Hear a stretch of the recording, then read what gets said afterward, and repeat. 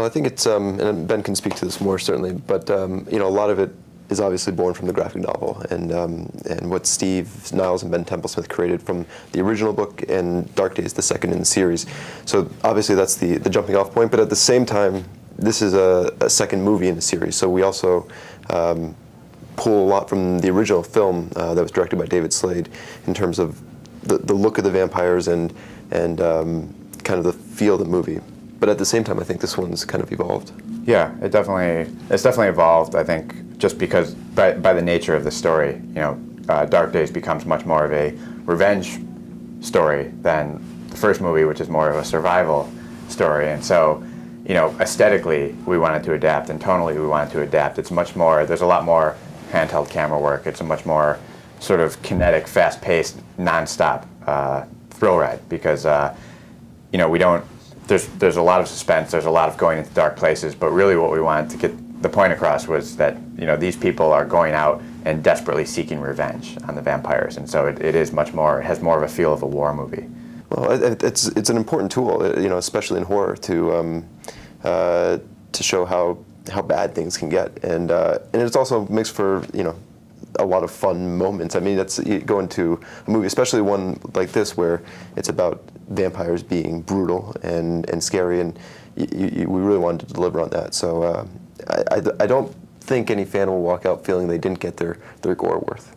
No, I think I think we definitely delivered on that. I mean, they're monsters, and you know, that's something that I think Steve Niles and Ben Templesmith created in the original comic. Is they set out to make vampires scary again, and I've heard him say that, and I think it's true. It's what's exciting about 30 Days of Night as a whole. And it's really not like, and the characters that Steve and Ben so wonderfully crafted, you know, through the different iterations of you know, the different graphic novels and through the novels and everything. You know, that these vampires, it's not, what I love is it's never like really about the gore. It's about, you know, who these vampires are and what they're after, and it's blood. And so you're going to end up seeing a lot of blood, but we didn't want to make the blood a hero in the movie, really. It just you don't want to be like splatter. Yeah, it kind of happens, you know, because of the nature of vampires, and that's, you know, if it comes from an organic place, then I think it's more believable. Yeah, it was certainly an important balance to strike from the beginning, and something that you know, Ben, co-writing with Steve, I think spent a lot of time going back and forth and trying to get that balance just right. And, you know, I'm really excited with where we landed. I think it's, in some ways, it sets this movie apart than other horror movies, is that you actually have characters that you can believe in, that you can feel invested in, and hopefully be scared for and want to survive.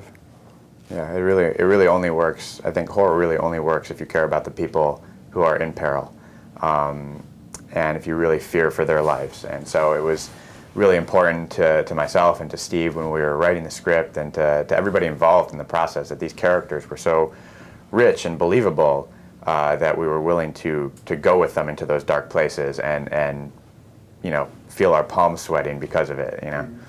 We just jumped right into this movie, and the mood of I mean, look, the movie's set in Los Angeles, and it's very much set in Los Angeles, but we shot it in Vancouver. And Vancouver is a very moody town, and particularly the time that we were shooting there was incredibly moody. It was rainy, and it was cold, and, you know, they have this steam clock down there in this part of town called Gas Town, which is this very, like, steamy, incredibly moody, rainy kind of, like, place. So it really immediately set the tone in my mind for the. I think it just was this sort of like, you know, this. I don't want to say noirish, but like it's just sort of gas lampish, gas lightish, you know, feeling for me. And for me, seeing the first movie and having the graphic novels to sort of go on, you don't have to imagine the damage that it would do to someone to be in that situation. You actually get to watch it and feel it and be affected by it as a viewer first, and then as sort of an explorer second. We're all really relatable. Like our stories are relatable, even though, yeah, there's vampires involved. They're real life stories at the same time. It's about losing people that you love and being broken and hurt and wanting to fight for something that you believe in and take revenge. It's like a basic love revenge story. And it just so happens to be these creatures, but I didn't find it that difficult to imagine what it would be like to have everything I love and know to be taken away from me, and how that would make me feel. I'm guilty and bitter and, all these things. And that's where the movie starts, that all of this has already happened. So we all talked, about our stories individually.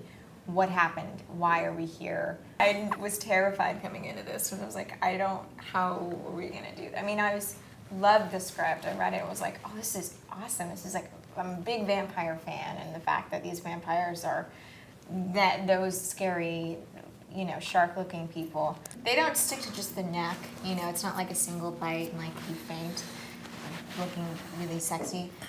It's more like they rip limb from limb, and they're like sharks and creatures of the night.